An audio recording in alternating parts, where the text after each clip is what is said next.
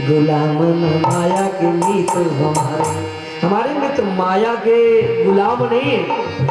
बोले देते लेते नहीं, आप ऐसे बात बना कर चलो यहाँ की यही छोड़ो। सुदामा जी को एक बार भले कष्ट हुआ हो, लेकिन रास्ते में बोले कि बहुत मेरे साथ किया है।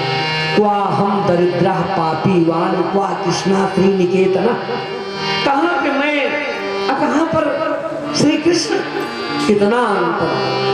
अरे बताओ, एक ब्रह्म जो है ब्रह्म बंधु हम बाहुभ्याम रमिता, अपनी भुजा में भर लिए, जैसे छोटे भाई का मिलन होता है वैसे रोए, हमारा चरण धोए, अपनी प्रिया की सेज पे बैठाए, पंखा झले चरण दबाए, इतना कोई किसी के साथ नहीं कर सकता। धन नहीं दिए, बहुत अच्छा किए। इति कारण को धनम भूर में ना ददात, ये भगवान की करुणा है, क्योंकि मातु नोपपद्यते, अगर धन मिल जाता है तो मद हो जाता है। हमको मद से दुर्गुणों से भगवान बचा लिए, क्योंकि धन जो है अर्थ भी अनर्थ का कारण होता है। हमें बहुत अच्छा हुआ नहीं दिए, लेकिन भगवान को जो देना था पहले ही दे दिए, बताए नहीं। ऐसे सोचते विचारते पहुंच गए सुदामापुरी। सुदामापुरी द्वारिकापुरी, जैसे द्वारपाल भी वहीं से ट्रांसफर होके आया था। एक विमान नहीं, कई विमान सुदामा के हो गए। एक विमान हो जाए हेलीकॉप्टर तो बहुत बड़े आदमी है, बहुत बड़े आदमी। सुदामा के पास एक विमान नहीं, कई हेलीकॉप्टर हो गए। वो कई तल्ले का मकान, स्थिति बदल गई। तो द्वारपाल से पूछा है, बताओ द्वारिका तो नहीं है? अरे महाराज द्वारिका नहीं, नई पुरी का निर्माण हुआ है। पुरी का नाम क्या है? सुदामापुरी। ये तो हमारी पुरी है, हमारे नाम की। अच्छा ये बताओ, यहाँ एक हमारी झोपड़ी थी। बोले हम नहीं बता सकते। अब तो ये नई सरकार बनी है, सुदामापुरी इस पुरी का नाम है। बोले लग रहा है नई सरकार बनी, बुलडोजर चलवा के सब साफ करा। क्या बताएं, झोपड़ी से भी हाथ धोए। चलो सरकार से मिले, शायद कुछ नया मिल जाए। बोले ये बताओ, यहाँ के राजा से मिल सकते हैं? बोले यहाँ के राजा इस समय द्वारिका गए हैं। क्या नाम है? बोले सुदामा। बोले मेरा भी नाम सुदामा, हम द्वारिके से चले आ रहे हैं। बोले राजरानी का नाम? बोले सुशीला है। कहा मेरी भी पत्नी का नाम सुशीला है। अब बताओ। तो बोले राजरानी से मिल सकते हैं। बोले राजरानी से मिलना है तो आप लाइन में लग जाइए। तब तक सुशीला ऊपर से देख ली, आरती की थाली लेके आरती करने के लिए चली। द्वारपाल दौड़ के आया, अरे बगल हो, राजरानी नीचे आ रही है। धक्का भी पा गए। राजरानी सुशीला जब अपने पति सुदामा को इस तरह देखी, उनकी आंखें नम हो गई, आगे बढ़ी, थोड़ा भावुक हो गई अपने पति की दशा को देख करके। बाकी सुशीला का तो एकदम सब परिवर्तन हो गया। आगे बढ़ी, सुदामा जी थोड़ा बगल हो गए, इधर से जाओ। सुशीला बोली एक ही रात में पत्नी भुलाइए। अरे बोले सुशीला ये सब क्या मैं देख रहा हूँ, ये सब गहने, ये सब। कहा जो द्वारिका नाथ के यहाँ गए थे और रातों रात सारा गहना भिजवा दिए। अच्छा, तुम उनसे मिलने नहीं गई, रातों रात तुम्हारे लिए गहना भिजवा दिए, और मैं उनसे मिलने गया, शरीरों पर का कपड़ा उतरवा दिया। ये कैसा प्रेम है? कहा आप दर्शन के लिए गए थे, दर्शन पाए, और हमें धन की इच्छा थी, हमें धन दिए। कहा ये मस्त, कोई बात नहीं, आप उस महल में रहो, बहुत अच्छा हुआ, हम भजन करेंगे। वन की ओर चले। द्वारिकाधीश सामने प्रकट होकर पकड़ लिया। कहाँ जा रहे हो? ये राजप्रसाद तुम्हारे लिए। चलो। कहा एक ही शर्त पे पांव रखूंगा, यदि अन्योथ कामा अस्मरतः पाद कमलों में वन्योथ कामा, जो आपके कमल चरणों का स्मरण किया तो धर्म अर्थ का मोक्ष कुछ प्राप्त। मैं आपसे ही कह रहा हूँ कि जब जब मेरा जन्म हो, मैं आपका दास बनूं, सखा बनूं, सहित बनूं, आपसे संबंध रहे और माया में फंसूं। भगवान बोलेगी कि सदा सदा हमारी तुम्हारी मैत्री जुग जुगान्तर तक। अगर एक कृष्ण का नाम लिया तो आगे सुदामा का नाम जीवा पे आ ही जाएगा। सुदामा का नाम लिया नहीं तो आगे कृष्ण अपने आप निकलने लगेगा। ये जुग जुगान्तर तक अमर कथा चलेगी। ये है सुदामा ने का चरित्र। और समय समाप्त और कथा नहीं समाप्त, तो क्या करें? इसके लिए बस इतने बात प्रणाम कर रहे हैं आगे के स्तंभों को। देखो सीधी बात बताऊं, है क्या है तो सच ये बात है, अगर एकादश अस्कर की कथा 7 दिन तक कही जाए, केवल एकादश की, और एकादश अस्कर की कथा सबके पल्ले पड़ेगी भी नहीं है, वो विद्वानों के पल्ले पड़ेगी। उसमें शुद्ध आध्यात्मिक कथा, ज्ञान वैराग्य भक्त आदि का जो वर्णन किया गया है, जिसमें दत्तात्रेय के 24 गुरुओं की कथा और यदुवंशियों के संहार की कथा, जैसे महाभारत करके पांडवों का संहार हुआ है, भगवान श्री कृष्ण अपनी ही इच्छा से दुर्वासा ऋषि से श्रापित करा करके कि मुसलम कुलनाशनम, शाम्ब को लोहे का मुसल पैदा होगा, इसी से यदुवंशियों का संहार होगा, ये भगवान ने शाप करवाया। बरखा न हो देव ऋषिवाणी, यदि उग्रसेन कृष्ण से चर्चा नहीं की, उसको चूरा करवा के फेंकवा दिया समुद्र में, वही कारण बना। लोहे की रक नाम की घास बनी, एक बड़ा लोहा मछली निकल गया, जो मछुआरा पाया, जरा नाम व्याध को दिया, अपने धनुष की नोक पे लगाया। अब उस लोहे की रक नाम की घास भगवान श्री कृष्ण अपने वंशजों को प्रभास क्षेत्र में ले आए, बाण निद्रा पी करके आपस में वही लड़ झगड़ के साथ मर गए। और भगवान श्री कृष्ण ने, अब जो भी श्लोक बड़े विलंब में होता जाएगा, बस इतने समझ लो कि उद्धव जी को ज्ञान भक्ति वैराग आदि का सत्संग करके उनको बद्रिका आश्रम की ओर भेजा, ये बताए मैं सुधाम की यात्रा करूंगा। फिर इसके बाद बलराम जी अपने शरीर छोड़ दिए, श्री कृष्ण अपनी मृत्यु देख रहे थे। फिर जरा नाम का व्याधि वो धनुष का लेके आया, भगवान का तलुआ चमक रहा था, हिरण की आंख समझ करके उसमें बेध दिया। भगवान हाय हाय किए, जरा जाकर के चरणों पे गिर पड़ा। भगवान उसको हृदय से लगाए, इसमें तुम्हारी गलती नहीं, मैं तुम्हारी प्रतीक्षा कर रहा था। हमको भगवान कुछ न कुछ कारण बना लेते हैं। फिर इसके बाद दारू सारथी पता करते करते गया यदुवंशियों का, जहाँ पर विनाश हुआ था सब देखा, बलदाऊ जी की शरीर को देखा, श्री कृष्ण हाय हाय कर रहे थे, वहां जाके चरणों पे गिरा, कहा दारू रो रंभो नहीं, ये सब मेरी इच्छा से हुई है।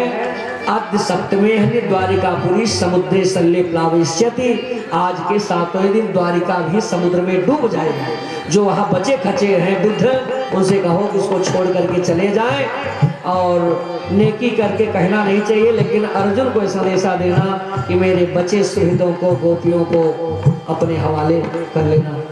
दारू जा करके इस घटना को बताया। सारे द्वारिकावासी प्रभास क्षेत्र में आए, माताएं पुत्र के शरीर को चीन चीन करके, बहुएं अपने अपने पति की लाश को चीन करके, सबने अपनी शरीर को छोड़ दिया। श्री कृष्ण गोपियों को लेके जा रहे थे, तेव इखवा तेव अर्जुन, वही अर्जुन वही इखवा माने वही बाण। भीड़ लोग आए और गोपियों को छीन के चले गए। अर्जुन की धनुष नहीं काम की। अर्जुन समझ गए कि धनुष चलाने वाला दुनिया में नहीं रहेगा, क्योंकि धनुष श्री कृष्ण की, श्री कृष्ण सुधार गए। और आगे की कथा उस दिन कहे हैं कि जिसके भगवान के जाने के बाद पांडव भी चले गए, उनका भी स्वर्गारोहण हो गया। और द्वादश स्कंद, इस प्रकार से मैं एकादश स्कंद को प्रणाम करता हूँ। और द्वादश स्कंद में कैसे राजा होंगे, कैसी प्रजा होगी, कैसे ब्राह्मण होंगे, कैसे पति पत्नी का धर्म चलेगा, पिता पुत्र का धर्म कैसे, वो अक्षरशः कलयुग में ज्यादातर दिखाई दे रहा है। निर्बीजा पृथ्वी निरौषध रसा, नीचा महत्वम गता, भूपाला निज कर्म धर्म रहिता, विप्रा कुमार्गे रता, भारजा भर्त विरोधनी पररता, पुत्रा पितुर्दुष्टा, हा कष्टम खलु वर्तते कलयुगो, धन्या नरा एवता। कलयुग में वे धन्य हैं जो कराल कलयुग को नहीं देख रहे हैं, जैसा व्यवहार चल रहा है, भाई भाई का हक खा रहा है, पिता पितरों का मर्डर कर दे रहा है, पुत्र बाप का मर्डर कर दे रहा है, ये कलयुग में ऐसी। हाँ, एक बात है राजन, नेताओं के द्वारा देश का टुकड़ा टुकड़ा हो जाएगा। क्षत्रिय लोग प्रजा के धन से अपना पेट पालेंगे, क्योंकि प्रजा का पालक, ये प्रजा का भक्षण करेंगे। ब्राह्मण को भक्षा भक्ष का ज्ञान नहीं रह जाएगा। गदा वेद विद्यागतम धर्मशास्त्रम, वेद को बेच करके मूल्य करके अपना जीवन बिताएंगे। ये सब तो बातें कुछ बात सुखदेव जी नहीं बताई। हाँ एक बात है, कलेर दोषो निधे राजन हस्ते को महान गुण कीर्तनादेव कृष्ण से मुक्त संगा परम। कलयुग में दोष ज्यादा होंगे, अवगुण ज्यादा होंगे, गुण कम होंगे, लेकिन एक गुण विशेष होगा, जीव अगर अपना कल्याण चाहे तो ज्यादा तपस्या नहीं, हर कीर्तन से ही अगर भगवान की भजन आराधना करे, भगवान के चरणों का आश्रय लिए रहे तो कलयुग के जीव का कल्याण हो जाएगा। सतयुग त्रेता द्वापर जैसे तपस्या तो कर नहीं सकता, इसलिए उसके लिए सरल आ गई, छूट आ गई। इस छूट का अगर लाभ उठावे तो कलयुग का जीव का कल्याण हो जाए। नाम संकीर्तनम यस्य सर्व पाप प्रणाशनम। हाँ परीक्षित, एक बात है, मैंने 7 दिन तक तुम्हें कथा सुनाई, आत्म तत्व का तू जिज्ञास पिपास, मैं आत्म तत्व का बोध कराने वाला हूँ। ये बताओ, जिस तक्षक के भय से, आप ध्यान दीजिएगा विशेष और थोड़ा सा हाँ इनको देखें, अंतिम समय आपको मैं सावधान करते हुए पूछ रहा हूँ। जिन श्री कृष्ण की चर्चा सुनाई, जिस तक्षक काल के भय से तुम भाग के गंगा के तट पे आए हो, सब कुछ छोड़ के चले आए हो, श्री कृष्ण की महिमा का गान तुमने सुना, बोले खूब अच्छी तरह से सुना। आपको भी 7 दिन में जो समय मिला, जितना हो सका, कहीं अन्यत्र नहीं, मैं भागवते की कथा सुनाया हूँ, न कहीं इधर रामायण में गया हूँ, न कोई चुटकुल्ला सुनाया हूँ, न कोई दृष्टांत सुनाया हूँ, जितना हो सका है मैं भी सुनाने का प्रयास किया। भगवान की महिमा को सुनाया, आपने सुना भी, मुझे विश्वास है कि आपने मन लगा के सुना। तो इन श्री कृष्ण के करुणा पर, दया पर तो आपको पूरा विश्वास होना चाहिए। अब ये समझ लो, तुम भागवत सुन करके मुक्त हो गए। राजन तुम्हें कैसा लग रहा है? गुरुदेव मुझे ऐसा लग रहा है कि श्री कृष्ण मुझे अपनी गोदी में बुला रहे हैं, मुझे ऐसा लग रहा है कि अपनी गोदी की ओर बुला रहे हैं। बस राजन, तुम तू राजन मरीष्यति इमाम पशुबुद्धि मुझे, राजन तुम मरोगे, ये अज्ञान है, इस पशुवत बुद्धि का, जड़ता का तू परित्याग कर दे, तू आत्म स्वरूप में अब स्थित हो जाओ, अब ऐसे बन जाओ कि अहम ब्रह्म परम ब्रह्म ब्रह्माहम परमम पदम।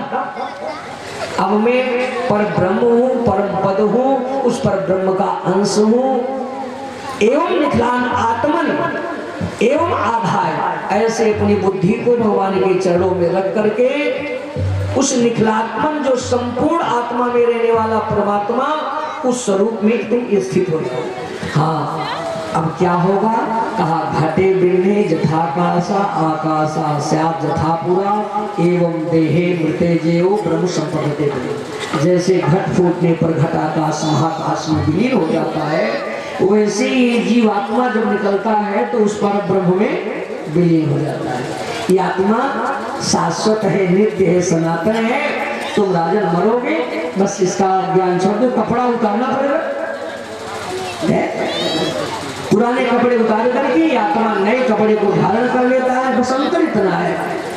अब वो बात भी सत्य होगी श्री ऋषि की, थोड़ी देर में दशंतम तक्षकम पादे ले लिहानुम विशान रही, थोड़ी देर में वो तक्षक काल आएगा, वो भी सत्य होगा।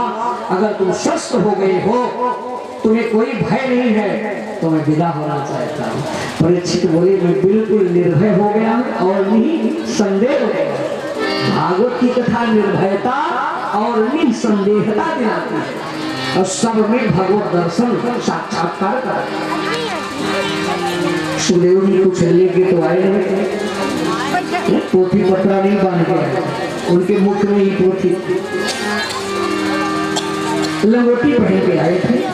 परीक्षित ने सम्मान से पूजा किया था, जाते समय भी 450 पूजन किया। जिस सम्मान से बुलाया उसी सम्मान से बिठाया। और सुखदेव जी का जब पूजन हो गया, सारे संत महात्मा बैठे थे। सुखदेव उत्तर की तरफ से आए थे, कृष्ण चिंतन करते उत्तर की तरफ चले गए। सुखदेव भगवान की। अब सारे संत महात्मा मुक्ति देखने के लिए बैठे हैं। फिर तक्षक काल आया ब्राह्मण के वेश में, वो अपनी आत्मा को सीधे परमात्मा में विलीन कर चुके थे। ब्राह्मण के वेश में काल आया था और केवल शरीर रह गए थे। खाद तो पहले ही हो गई थी, आत्मा परमात्मा में मिल चुकी थी, केवल वाणी से तोड़ा था। फूल दिया हाथ में, उसमें एक सूक्ष्म कीड़ा बनकर के डस लिया, शरीर था, एक ज्योति निकली, सीधे परमात्मा में गिरी। ये है परीक्षित की मुक्ति। सारे संत महात्माओं ने अपनी आंखों से देखा। इसके साक्षी है भागवत के कौन? परीक्षित जी और सुखदेव जी मुक्त। इन्हीं शब्दों के साथ वाणी का विराम। आइए 2 बार भगवत नाम संकीर्तन जो विलम्ब हुआ, चलते चलाते भाई अंतिम दिन है, फिर कब मिलेंगे, कब ऐसा अवसर प्राप्त होगा, और तो भगवान की कृपा पे है। प्रेम से 2 बार भगवत नाम कीर्तन। कल आप लोग पूर्णावती में भी सम्मिलित हो, परसों के दिन भोजनी है। मिलान रतन करो कीर्तन, इसी के वास्ते जीवन। मिलान रतन करो कीर्तन, इसी के वास्ते मन। मिलान रतन करो कीर्तन, इसी के वास्ते जीवन। यार था तूने भला क्यों गर्भ के अंदर किया इकरार था तूने, भला क्यों गर्भ के अंदर। लो नाथ संकट से, छुड़ा लो नाथ संकट से। करूँगा आपका सुमिरन। छुड़ा लो नाथ संकट से, करूँगा आपका सुमिरन। विषय के जाल में फंसकर प्रतिज्ञा भूल बैठे हो। विषय के जाल में फंस कर प्रतिज्ञा भूल बैठे हो। भगवान से होकर, विमुख भगवान से होकर, भला किस काम का नरतन। विमुख भगवान से होकर, भला किस काम का दर्शन। करो कीर्तन, इसी के वास्ते जीवन।